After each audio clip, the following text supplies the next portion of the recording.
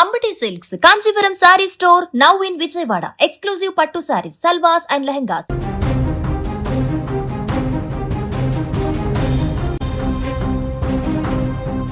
ఖమ్మం బుర్హాన్పురంలో దారుణం చోటు చేసుకుంది. ఓ ఇంట్లో తండ్రి కుమార్తె మృతి చెందగా తల్లి మరో కూతురు అపస్మారక స్థితిలో ఉండడం ఇప్పుడు స్థానికంగా కలకలం రేపుతుంది. ఒకేసారి కుటుంబం మొత్తం కూడా ఇప్పుడు ఈ రకమైనటువంటి పరిస్థితుల్లో ఉండడం పట్ల పక్కనున్నటువంటి వారు స్థానికులందరూ కూడా ఏం జరిగిందా అనేటువంటి ఒక ఆందోళనలో ఉన్నారు. నేలకొండపల్లి మండలం అనంతనగర్కు చెందిన కనతల రాము ఒక దినపత్రికలో జర్నలిస్ట్గా, అదేవిధంగా భార్య రమ్య, కుమార్తె దివ్య, నైని, దీక్షిత్ వీరందరూ కూడా కలిసి ఒక నివాసం ఉంటున్నారు బుర్హాన్పురంలో. అతను డిజిటల్లో పనిచేస్తున్నాడు. 4-5 రోజులుగా రాముకు ఆయన కుటుంబ సభ్యులు ఫోన్ చేసినా కూడా ఎత్తకపోగా ఆయన భార్య రమ్య ఫోన్ ఎత్తి ఆయనకు ఆరోగ్యం బాగాలేక తాను మాట్లాడుతున్నట్టు చెబుతూ వస్తున్నట్లుగా తెలుస్తోంది. మరి 4 రోజులుగా అతను ఎక్కడున్నాడు, ఏమైపోయాడు, ఇప్పుడు తాజాగా అతను మరణించినటువంటి పరిస్థితుల్లో తన బిడ్డతో సహా, పెద్ద బిడ్డతో సహా ఇద్దరు చనిపోయినటువంటి పరిస్థితుల్లో ఉన్నారు. వీరిద్దరు కూడా భార్య, ఇంకొక చిన్న బిడ్డ కూడా ఇప్పుడు అపస్మారక స్థితిలో ఉన్నటువంటి పరిస్థితి అనేక అనుమానాలకు, ప్రశ్నలకు తావిస్తుంది. ఇక ఇదిలా ఉంటే నిన్న ఉదయం ఒక మహిళ రమ్య ఇంటికి వచ్చి పిలవగా రమ్య దుప్పటి కప్పుకొని బయటకు వచ్చి రాము అనారోగ్యంతో ఆసుపత్రిలో చేరినట్లు చెప్పింది. ఇంట్లో దుర్వాసన పైన ఆరా తీయగా ఇంట్లో ఎవరికీ బాగా లేకపోవడంతో శుభ్రం చేయలేదని బదులిచ్చింది.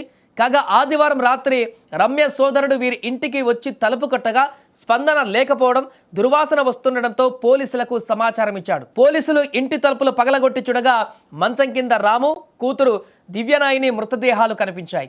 గది నిండా రక్తం ఉంది. అప్పటికే ఇద్దరి మృతదేహాలు కుళ్ళిపోయాయి. మంచం పక్కనే రమ్య, చిన్న కూతురు దీక్షిత అపస్మారక స్థితిలో ఉండడంతో ఆసుపత్రికి తరలించారు.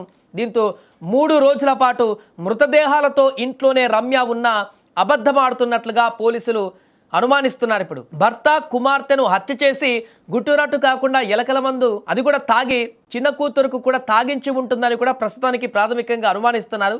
చిన్న కూతురు తలపైన గాయాలు ఉండడంతో ఆమెను కూడా హత్య చేయడానికి పథకం రూపొందించి ఉంటుందనేటువంటి అనుమానాలు కూడా వ్యక్తమవుతున్నాయి. అయితే ప్రస్తుతం ఆసుపత్రిలో చికిత్స పొందుతున్న భార్య ఆమె నోరు విప్పితే గాని అసలు ఇంట్లో ఏం జరిగింది, తన భర్త కుమార్తె ఎలా చనిపోయారు, వారు చనిపోయిన తర్వాత కూడా 2-3 రోజుల వరకు ఎందుకు బయటికి చెప్పలేదు, వారి డెడ్ బాడీతోని ఇంట్లో అలానే ఎందుకు కాలాన్ని గలిపింది, అసలు వారిని ఈమె హత్య చేసిందా, లేకుంటే వారు ఏ కారణాన్ని చేత చనిపోతే తను మరలా బయటికి చెప్పేందుకు భయపడిందా, లేకుంటే తాను ఇంకేమైనా చేసుకోవడానికి సిద్ధమైందా, ఏం జరిగిందో తెలియట్లేదు. ఒక మిస్టరీగా మారింది ఇదంతా కూడా. ఈ స్టోరీ అంతా కూడా ఆ ఇంట్లో ఏం జరిగింది, చనిపోయి 3 రోజులైనా కూడా వారి కుటుంబ సభ్యులు కానీ ఇతరత్ర వారికి కూడా చెప్పడానికి సంకోచించింది, అబద్ధాలు చెప్పింది. చనిపోయి అప్పటికి డెడ్ బాడీ ఇంట్లో ఉన్నా కూడా తను అనారోగ్యంగా ఉన్నాడు, ఆసుపత్రిలో ఉన్నాడు, ఫోన్ మాట్లాడారంటూ చేసేటువంటి ప్రయత్నాలన్నిటివి ఇప్పుడు అనేక అనుమానాలకు తావిస్తున్నాయి. బట్ ఇప్పుడు కూడా వీరు కూడా ఆత్మహత్యాయత్నానికి పాల్పడడం అనేది